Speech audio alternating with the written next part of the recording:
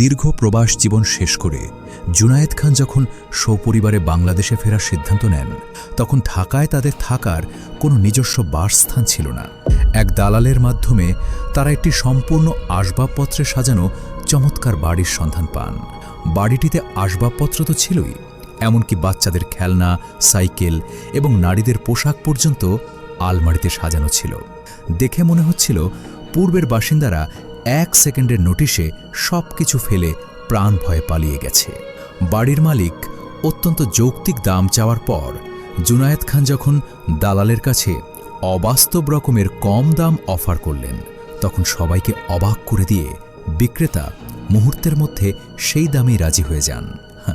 লোভে পড়ে এবং তাড়াহুড়ো করে জুনায়েদ খান টোকেন মানি পাঠিয়ে চুক্তিটি ফাইনাল করেন। মালিকের এই অদ্ভুত তাড়াহুড়ো এবং চুক্তি হস্তান্তরের দিন তার অস্বাভাবিক, ভীত ও অসামাজিক আচরণ জুনায়েদকে কিছুটা সন্দিহান করলেও তিনি তখন বিষয়টিকে গুরুত্ব দেননি। নতুন বাড়িতে ওঠার পরপরই জুনায়েদ খানের সাথে দেখা করতে আসেন এক মার্জিত প্রতিবেশী। কুশল বিনিময়ের পর তিনি যা প্রকাশ করলেন তা জুনায়েদের রক্ত হিম করার জন্য যথেষ্ট ছিল। জানা গেল বাড়িটির পূর্ববর্তী মালিক চৌধুরী সাহেবের 2টি কিশোর ছেলে 14 ও 16 বছর বয়সী এই বাড়ির ভেতরেই অত্যন্ত রহস্যজনকভাবে আত্মহত্যা করে।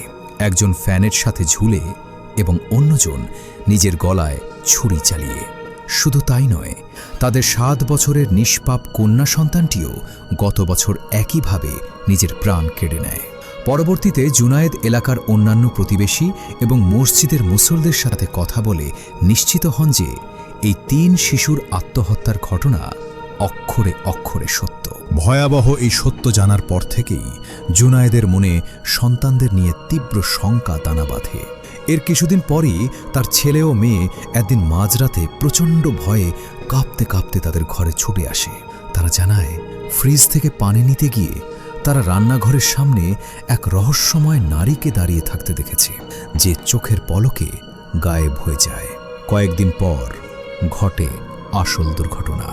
একদিন জুনায়েদের স্ত্রী বাথরুমের দরজা খুলে দেখতে পান তাদের ছোট মেয়েটি টাইলসের ওপর অচেতন অবস্থায় পড়ে আছে।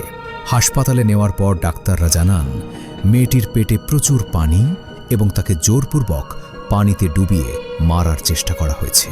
জ্ঞান ফেরার পর মেয়েটি জানায় সে বাথটাবে গোসল করার সময় সেই একই অদ্ভুত নারীকে ওয়াশরুমে দেখতে পায় এবং সেই নারীটি সজোরে তার মাথা পানির নিচে চেপে ধরেছিল।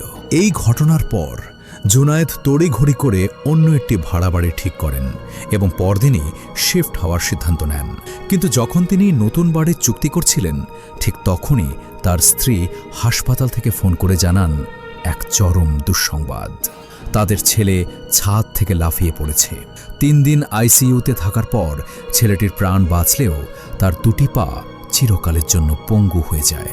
ছেলেটি পরে কান্নায় ভেঙে পড়ে জানায় সেই ভয়ঙ্কর নারীটি তার কানের কাছে এসে অনবরত লাফ দাও, লাফ দাও বলে সম্মোহিত করছিল, যার কারণে সে ছাদ থেকে লাফ দিতে বাধ্য হয়। পরিবারকে নিরাপদ স্থানে সরিয়ে নেওয়ার পর জুনায়েদ তার এক বন্ধুর মাধ্যমে এক আধ্যাত্মিক পীরের শরণাপন্ন হন। পীরের নির্দেশে ওই অভিশপ্ত বাড়ি ঝাড়ু দিয়ে আনা ধুলোবালি যখন একটি পলিথিনে ভরা হয়, তখন অলৌকিকভাবে সেই পলিথিনের ভেতর থেকে তাজা রক্ত বের হতে শুরু করে। তদন্তের পর পীর সাহেব বাড়িটির আসল রহস্য উদ্ঘাটন করেন। চৌধুরী সাহেবের নিজের ভাইয়ের বউ তীব্র হিংসার বশবর্তী হয়ে ওই পরিবারের 3 ফুটফুটে সন্তানকে ধ্বংস করার জন্য এক জঘন্য কালো জাদুর আশ্রয় নিয়েছিলেন। সেই জাদুর মাধ্যমে একটি শক্তিশালী নারী জিনকে ওই বাড়িতে স্থায়ীভাবে নিয়োজিত করা হয়েছিল। চৌধুরী পরিবার চলে গেলেও জাদুর সেই অশুভ প্রভাব এবং তাবিজগুলো বাচ্চাদের ঘরে মজুদ থাকায় জুনায়েদ খানের সন্তানদের উপরও সেই একই নারী জিন আক্রমণ চালায়। পরবর্তীতে সেই পীর সাহেব বাড়ির বিভিন্ন গোপন জায়গা থেকে বেশ কয়েকটি কালো জাদুর তাবিজ উদ্ধার করেন এবং টানা 20 দিন ধরে পবিত্র কোরআনের আমল ও পানি ছিটিয়ে বাড়িটিকে সম্পূর্ণ বন্ধনমুক্ত করেন। বাড়িটি পুরোপুরি অশুভ প্রভাবমুক্ত হওয়ার পর জুনায়েদ খান সেটি বিক্রি করে দেন। বর্তমানে সেই বাড়িতে যারা বসবাস করছেন তারা সম্পূর্ণ নিরাপদ ও শান্তিতে আছেন। তবে জুনায়েদ খানের মনে আজীবন এই প্রশ্নটি থেকে গেছে, চৌধুরী সাহেবের ভাইয়ের বউ কতটা জঘন্য মানসিকতার হলে নিজের দেবর ভাসুরের নিষ্পাপ সন্তানদের এভাবে কালো জাদু দিয়ে হত্যা করতে পারে। ভিডিওটি কেমন লেগেছে কমেন্ট করে জানান, এবং আপনি যদি চান আপনার সাথে ঘটে যাওয়া গল্পটি নিয়ে ভিডিও তৈরি হোক, তাহলে আজই আমাদেরকে লিখে পাঠান।